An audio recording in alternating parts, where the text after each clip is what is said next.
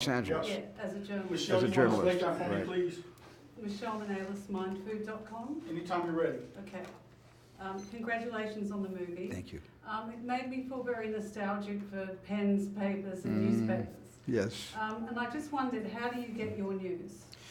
Well, I get my news, I think, the way most people get their news today, from television. And not so much from, internet. I tend to go to the primary television sources. But I also, I read the New York Times, and I read the Los Angeles Times, and I read the Wall Street Journal and the Washington Post.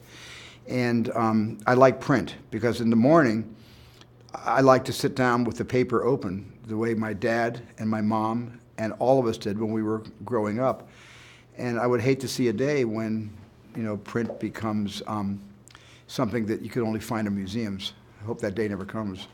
One of the important themes was about women finding their voice. Yes. And it's such a timely subject matter these days, or Yes. particularly now.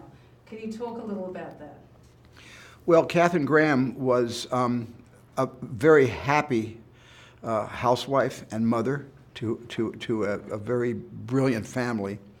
And she was, when Eugene, her father, Eugene Graham, gave the company to Phil Graham, her husband, she was the first person to say, Phil is so qualified, he's such a genius. And she never for a moment thought that that job should have gone to Eugene's daughter, not the husband of the daughter. She never even thought that. So when she lost her husband, and the paper by default went to her, it was something that she was ill prepared for, especially as a leader, especially as someone who could tell a room full of men what to do.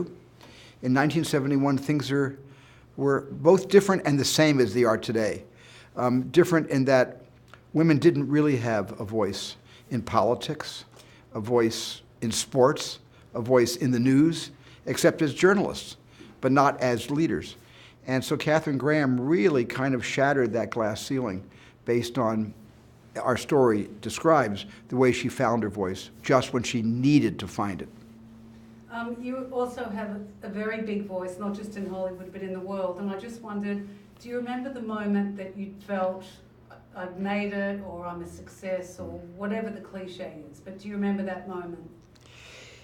Every time I make a movie that people like, or even every time I make a movie that I like, I feel like I've succeeded. And so it's not like there was one time in my life where I felt that I was a success and took that for granted and thought that will just be the consistent way of life for me.